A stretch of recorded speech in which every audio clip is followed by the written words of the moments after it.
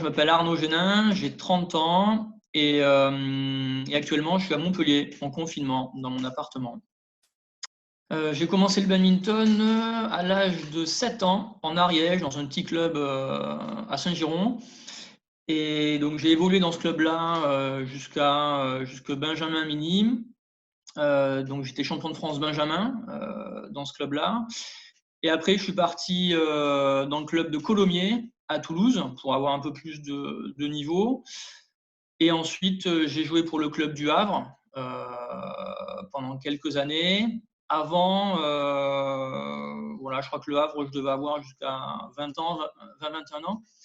Et après, je suis parti à Fos-sur-Mer. Le but, c'était d'intégrer en fait le top 12, d'intégrer une équipe qui soit dans les meilleures françaises, d'avoir des joueurs de très haut niveau. Et puis, je rencontrais souvent sur les tournois les Popov, les Chichov et tous les Bulgares. Je m'entendais bien avec eux. Et donc, j'ai intégré ce club-là. J'ai joué pour eux pendant 2 ans en top 12. Et après, en 2012, j'ai rejoint ici les Moulineaux à Paris, voilà, pour avoir encore plus de niveau, plus de sparring, des meilleurs entraîneurs. À l'époque, on était 4 membres du top 20 français, avec Johan Turlan, Björn Séguin, Maxime Michel, il y avait Laurent Constantin, Florent Riancho, il y avait Perrine Le Bionic aussi qui était là. Et en entraîneur, il y avait Agus Sujimine, il y avait Miki Popov, enfin bref, que du beau monde, quoi. Donc de très bonnes conditions pour s'entraîner.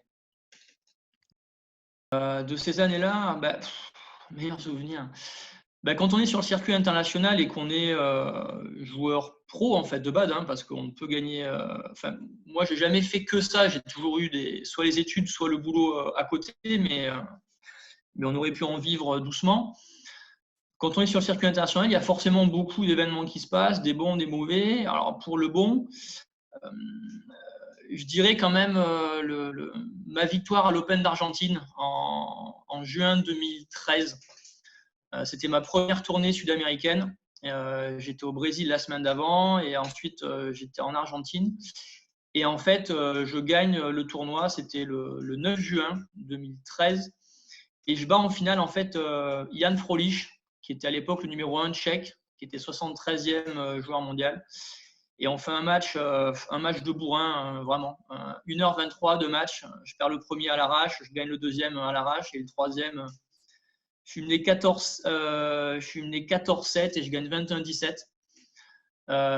Voilà, et du coup, là, j'ai explosé de joie, j'ai gueulé, j'ai lâché ma raquette, j'ai retiré mon t-shirt, je l'ai balancé au sol.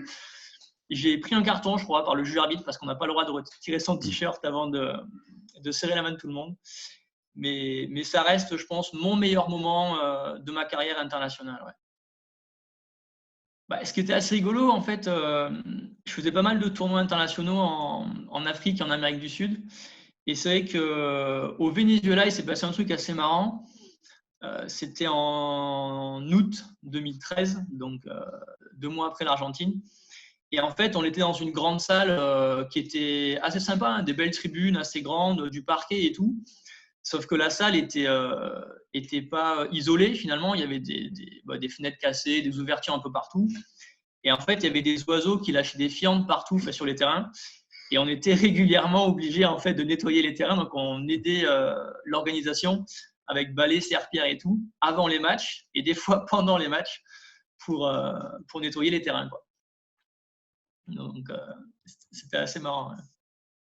Donc le racquethlon, voilà, c'est le sport des 4 raquettes, quoi. C'est le triathlon des sports de raquettes.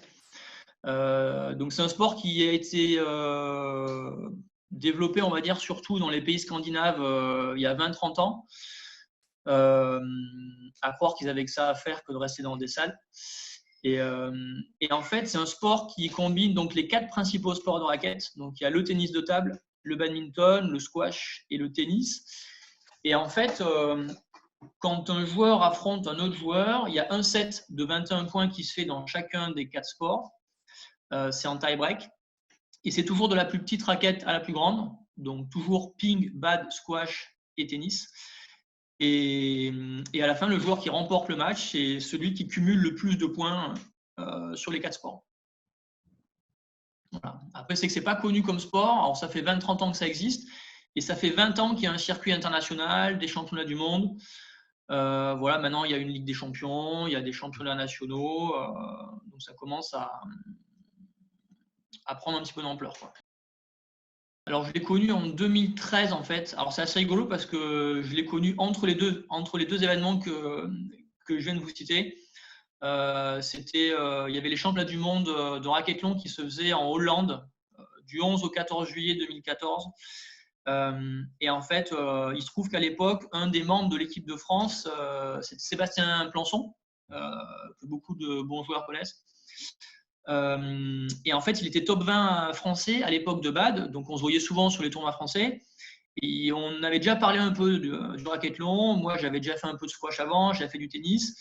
Et il se trouve que sur ces championnats du monde-là, il y a eu un désistement de dernière minute. Donc, ils ont appelé, ils voulaient quelqu'un pour remplacer. Et donc, Seb m'a appelé.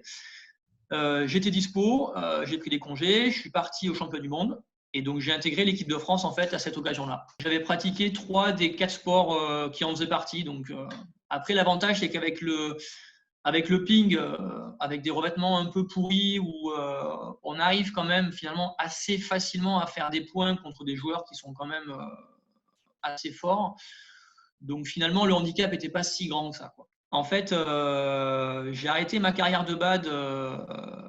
Je faisais la course aux Jeux de Rio. C'est pour ça que j'ai repris le circuit international d'ailleurs en 2012. C'était pour faire les Jeux. Et puis, force est de constater qu'il y avait des Français qui étaient meilleurs que moi à cette époque-là. Et donc, mon meilleur classement, c'était 5 Français. 5 Français, j'étais arrivé 128e joueur mondial.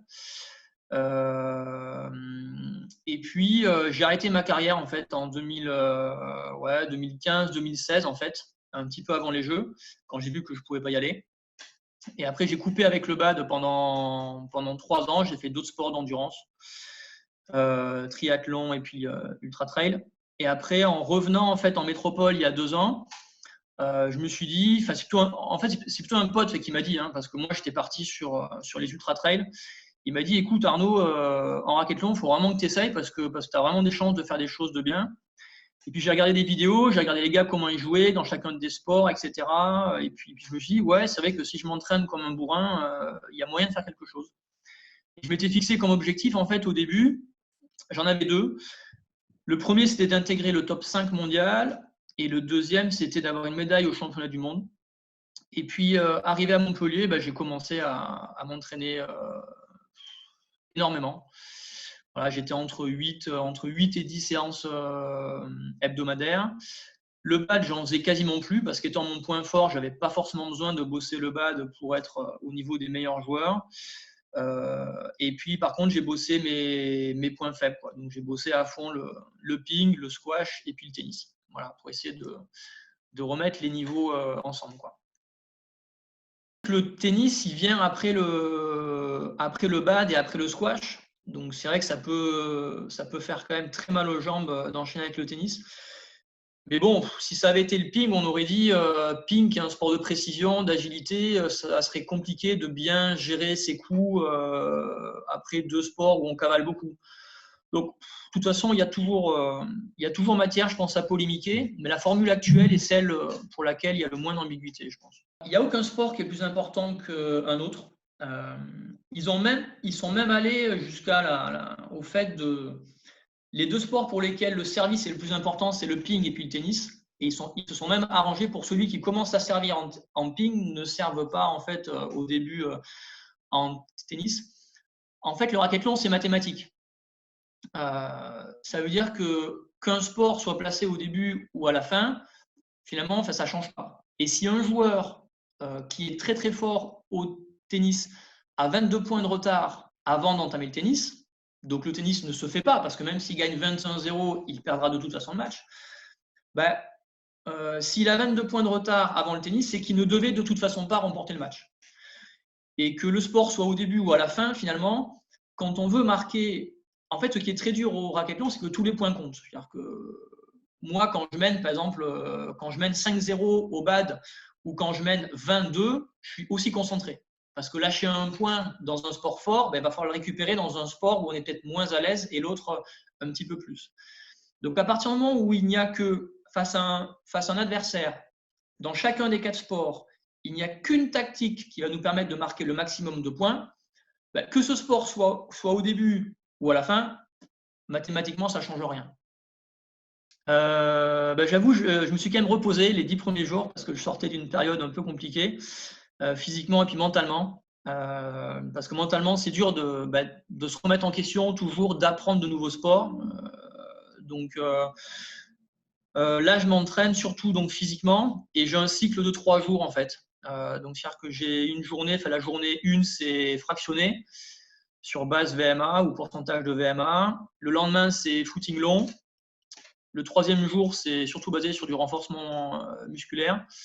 Et après, rebelote, rebelote, rebelote, rebelote, quoi. Moi, l'objectif de l'année 2020, c'est clairement les championnats du monde qui ont lieu fin août aux Pays-Bas. Donc voilà, on n'a aucune visibilité sur la tenue ou pas finalement des championnats du monde. On verra, on aura la réponse normalement fin mai, début juin. Les JO ont été reportés à 2021 alors qu'ils ont lieu juste avant nos championnats du monde. Voilà, donc on verra. Ça reste l'objectif de l'année. S'il n'y a pas les championnats du monde cette année, on réfléchira à ce qu'on fait pour la suite. Ouais. J'en avais entendu parler de cette association, enfin, en tout cas du fait qu'il y ait des échanges entre les deux. Moi, je pense qu'il n'y a que du positif en fait à en tirer. Premièrement, parce que d'un point de vue du racquethlon, il y a quand même, sur les dernières années, il y a quand même plus de la moitié des joueurs membres de l'équipe de France de racquethlon qui sont des badistes en fait. Donc c'est vrai qu'on a quand même un lien avec la fédé de bad. Au niveau, donc ça nous ramènerait pas mal de licenciés au racquethlon.